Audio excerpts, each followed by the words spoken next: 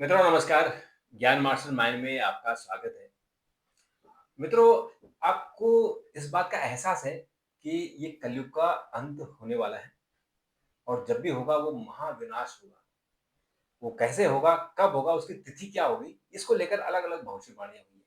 लेकिन इसके लिए तैयार रहना चाहिए और ये कब होगी इस पर आज हम चर्चा करेंगे। लेकिन उससे पहले आपसे आग्रह है कि चैनल को सब्सक्राइब कर दीजिए, शेयर कर दीजिए और लाइक कर दीजिए।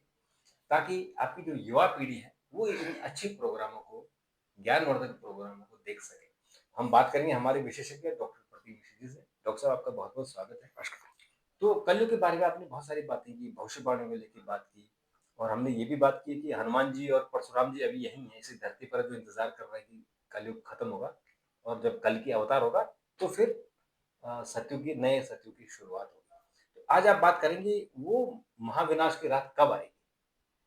नहीं, महाविनाश की रात कब आएगी, देखिए उसमें तो अलग-अलग मत हैं। जैसे भविष्यवाणी जो है उड़ीसा की, हाँ। तो उसमें उसके हिसाब से अभी कुछ समय बाद ही आना है। हाँ। हमारे धार्मिक ग्रंथ जो है, जिनमें कल्कि पुराण है या हमारा जो और स्कंद पुराण है, भविष्य पुराण है, विष्णु पुराण है, श्रीमद् भागवत है, उन सब में जो है अलग-अलग तिथियाँ लिखी हुई हैं कलयुग को लेकर। और अगर देखा जाए तो अभी कलयुग की उम्र कोई बहुत ज़्यादा नहीं हुई है, 5100 400 साल के आसपास कुछ हाँ, ही है। जबकि बता रहे तो कल्प है पूरा। तो 5 हाँ, 5 लाख तो सालों का होगा पता हाँ, नहीं। तो इसमें अभी जो है समय को लेकर काफ़ी अंतर है। हुँ। लेकिन कलयुग जो है उसके संकेत शुरू हो गए हैं और जिस तरीके से ये संकेत शुरू हो रहे हैं, तो उसमें ये माना जा रहा है कि अब कलयुग का अंत होना बहुत ज़्यादा नज़दीक दिख रहा है। दूर नहीं लग रहा है। अब कलयुग की अगर आप उम्र देखें तो 4,32,000 वर्ष है। हुँ। ठीक है ना? और अभी चूँकि कलयुग जो है महाभारत के बाद शुरू हुआ था, तो अभी लगभग 5 साढ़े 5 है। 5,125 127 वर्ष के करीब ही बीते हैं। हुँ। मतलब तो इस हिसाब से अगर देखा जाए तो अभी 4,26,000 वर्ष है। बहुत लंबा है। ठीक है? लेकिन ये बहुत लंबा है। अब कैलकुलेशन के किस हिसाब से कैसे है, लेकिन जिस तरीके की चीज़ें बढ़ रही हैं वो बहुत ही उस दिशा में जा रही हैं और इससे ये लग रहा है कि कलयुग बहुत नज़दीक है। तो अब कलयुग का अंत जिस जो अगर युग हुआ है, आरंभ हुआ है तो उसका अंत होना ही होना है। वो अंत कब होगा इस पे तमाम अलग-अलग मत हैं। लेकिन कलयुग की आखिरी रात कैसी होगी? हाँ, महाविनाश कैसे होगा? सवाल ये है कि वो कलयुग की आखिरी रात कैसी होगी? तो हमारे यहाँ हमारे हिंदू धर्म ग्रंथों में ये भी बताया गया है कि कलयुग की आखिरी रात कैसी होगी, कितनी भयावह होगी, क्या-क्या होगा उस कलयुग की रात में। क्योंकि देखिए जिस तरीके से धर्म का नाश होता चला जा रहा है, अधर्म का बोलबाला हो रहा है और जिस तरीके से अगर आप साइंटिफिक दृष्टि से देखें, व्यवहारिक दृष्टि से देखें, तो जलवायु परिवर्तन हो रही है, युद्ध हो रहे हैं, तमाम पूरी दुनिया में युद्ध ही युद्ध हो रहे हैं, परमाणु हथियारों को चलाने की बात हो रही है, प्रदूषण अपनी चरम सीमा पर फैल रहा है, समुद्र का जल स्तर ऊपर बढ़ रहा है, ग्लेशियर पिघल रहे हैं और समाज जो है वो मूल्यहीनता की तरफ बढ़ता चला जा रहा है। समाज के मूल्य जो है वो छलित हो रहे हैं, खत्म हो रहे हैं। कलयुग का अंत होने का मतलब ऐसा नहीं कि कलयुग का अंत हो जाएगा, प्रलय हो जाएगी, क्योंकि प्रलय तो एक महायुग के बाद होगी, 4 युग होने के बाद फिर प्रलय होगी, चारों युग के बाद। कलयुग की रात कैसी होगी? विष्णु पुराण में हमारे यहाँ कलयुग के सभी चरणों के बारे में लिखा गया है और जो आखिरी रात होगी, जो कलयुग की अंतिम रात होगी, उसमें बारे में जो बताया गया है वो मंजर जो है हृदय को दहलाने वाला हो कि सूर्य और चंद्रमा की रोशनी फीकी पड़ जाएगी, समुद्र में बड़ी बड़ी लहरें ऊपर उठेंगी, पर्वत टूट टूट कर गिरने लगेंगे, आदमी आदमी को खाना शुरू कर देगा,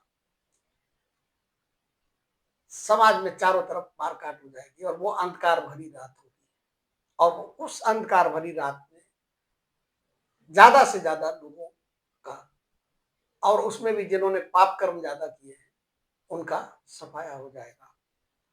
और सुबह होते होते एक तेज रोशनी आएगी, और वो तेज रोशनी जो है वो कल की भगवान के अवतार कल के का अवतार। संकेत हो। हुँ। कल की भगवान के अवतार के बारे में भी अलग अलग राय है। शास्त्रों में संभाला लिखा हुआ है,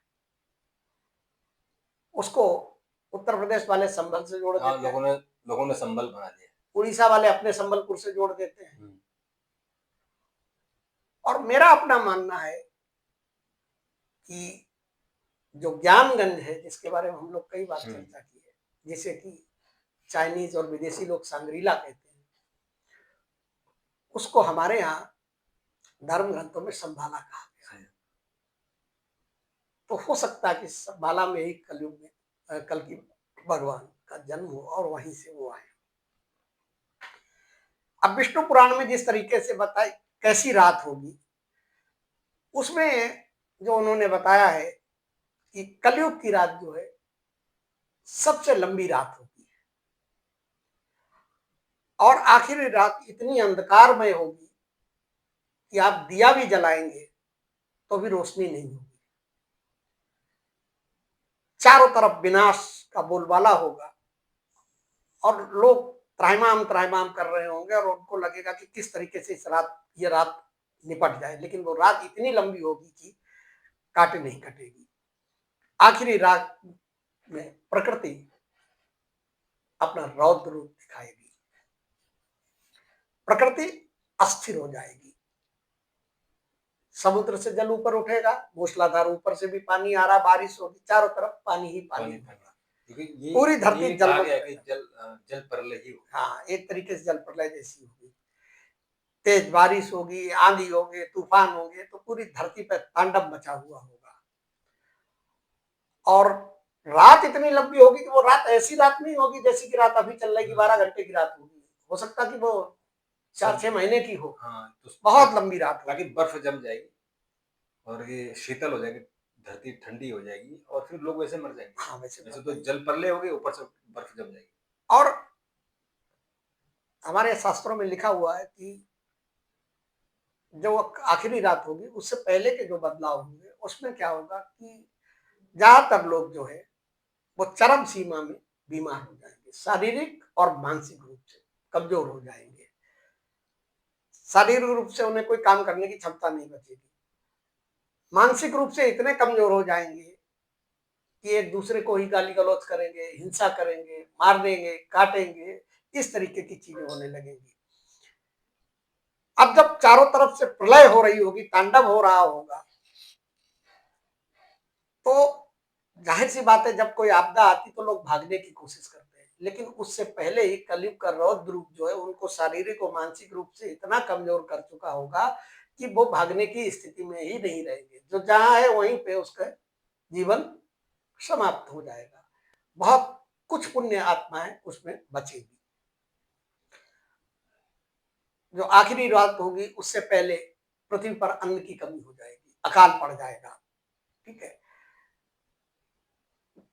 भारी बारिश और तूफान, भूकंप, आंधी, इन सब की मार से जो सामान गोदामों में भी रखा होगा, घरों में लोगों ने रख रखा, गोदाम में इकट्ठा कर रखा, सरकारी जो गोदामों में, वो सारा का सारा अन्न जो है वो नष्ट हो जाएगा, पानी में बह जाएगा, लोग भूख प्यास से व्याकुल हो जाएंगे, और भूख प्यास से जब व्याकुल होंगे, और ये एक दिन में नहीं है, मतलब आखिरी रात आते आते से पहले की घटनाएं होंगी, और क्या होगा कि भूख प्यास से व्याकुल होंगे, प्रकृति में कुछ खाने को बचेगा नहीं, तो लोग इंसान इंसान को खाएगा, जो कि श्री कृष्ण भगवान ने भी भविष्यवाणी की हुई है, श्रीमद् भागवत में भी लिखा हुआ, भविष्य पुराण में और विष्णु पुराण और कल की पुराण में भी ये लिखा हुआ। हाँ, वो अपना भूख मिटाने के लिए वो किसी को भी मार के हाँ, किसी को भी मार के खा जाएंगे, बहुत ही तांडव भरी रात।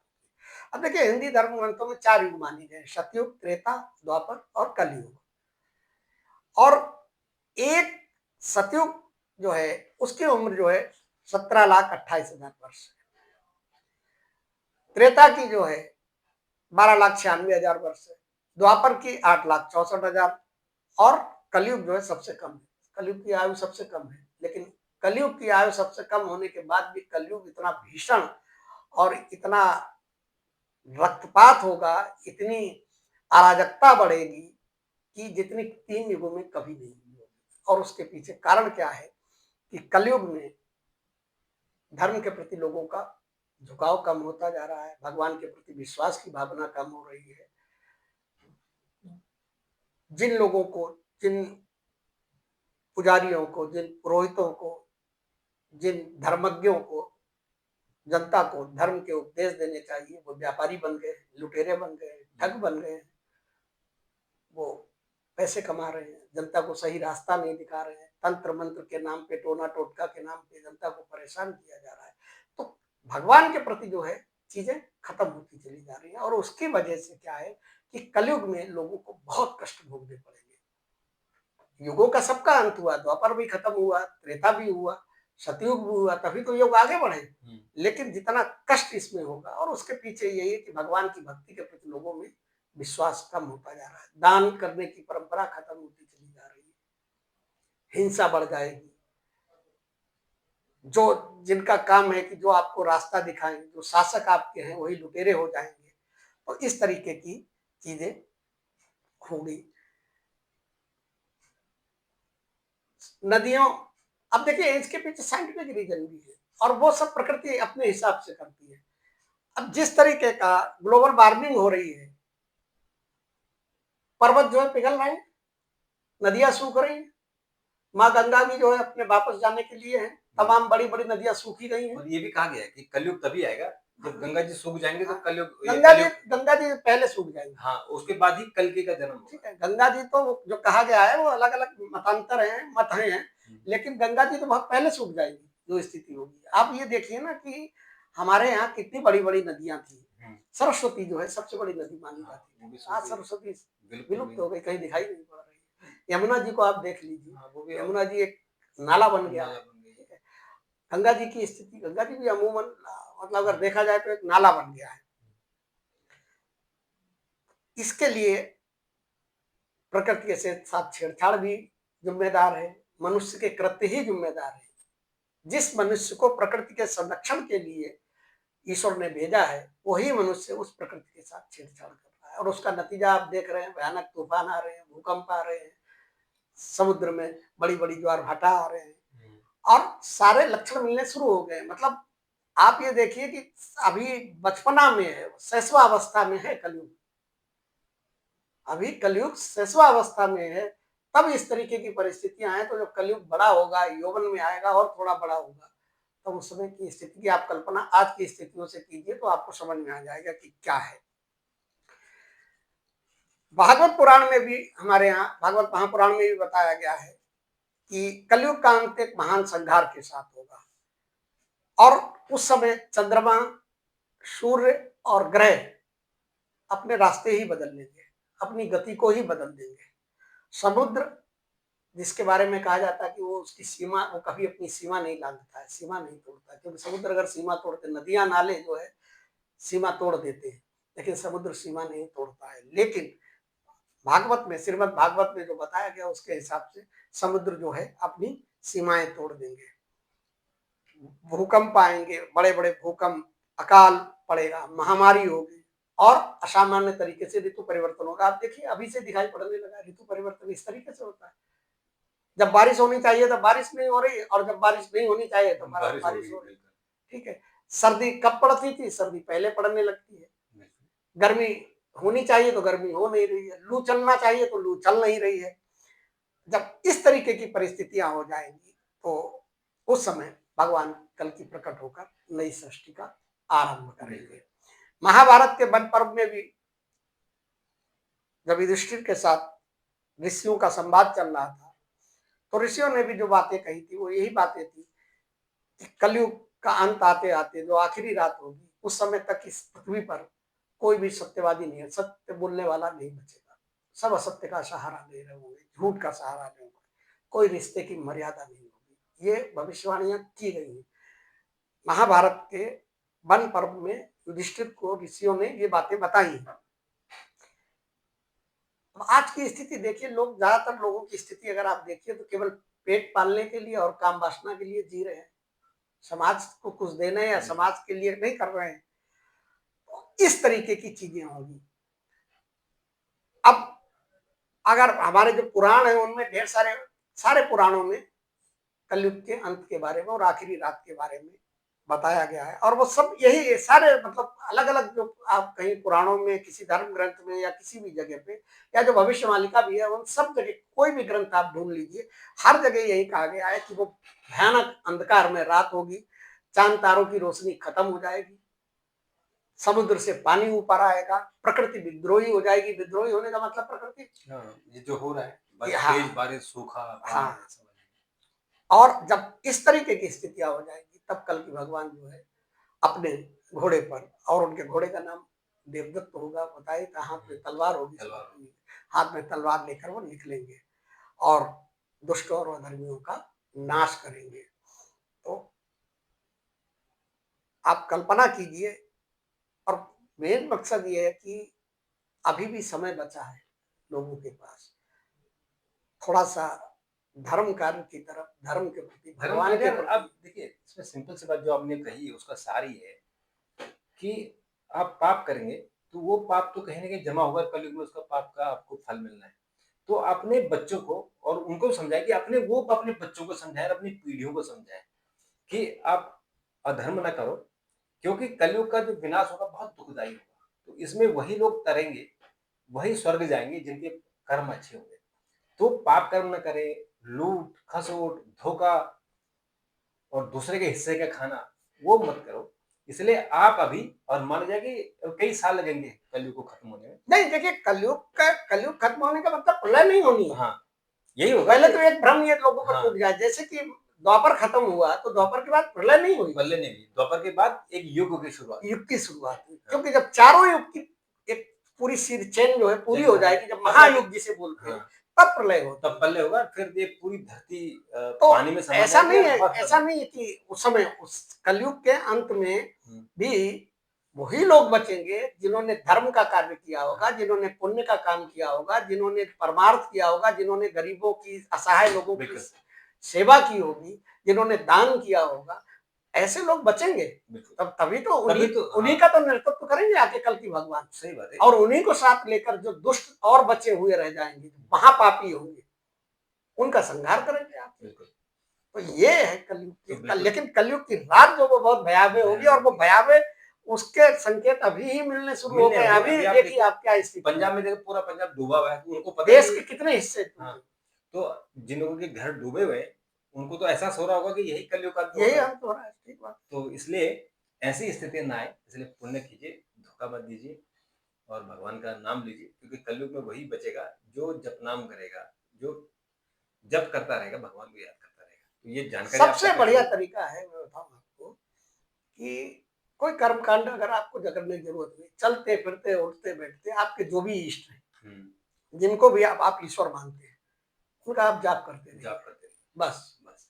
तो जाप से क्या होगा कि जो अपने आपके पुराने जो कर्म है, पाप कर्म है, जैसे जैसे आपका जाप बढ़ता जाएगा वो खत्म होते चले जाएंगे, कटते चले बिल्कुल, जाएंगे और भविष्य में संचित होते चले जाएंगे। बिल्कुल, तो जाप जाप कीजिए, जाप सब करते करते रहिए, रहिए। बिल्कुल। तो मित्रों आपको कैसा लगा? अपनी प्रतिक्रिया ज़रूर दीजिएगा। अगर आपके पास भी कोई इन्फॉर्मेशन हो, तो उसकी भी जानकारी दीजिएगा, कमेंट बॉक्स में कमेंट कीजिएगा और चैनल को सब्सक्राइब करना ना भूलें, क्योंकि हमको आपकी मदद की, आपके सपोर्ट की ज़रूरत है। तो आप ज़रूर हमें सपोर्ट करें और चैनल को नए बच्चों को, कम से कम युवा पीढ़ी को भेजें, ताकि उन्हें भी ज्ञान मिल सके। डॉक्टर साहब आपने बात की, आपका बहुत-बहुत धन्यवाद। मित्रों आपका भी बहुत-बहुत धन्यवाद और ऐसे ही वीडियो के लिए इंतज़ार कीजिए और बेल आइकन ज़रूर दबा दीजिए, ताकि जैसे हम वीडियो अपलोड करें तो आपको इन्फॉर्मेशन मिल जाए, आपको नोटिफ़िकेशन मिल जाए। अभी के लिए इतना, कल का एक और वीडियो के साथ उपस्थित होंगे।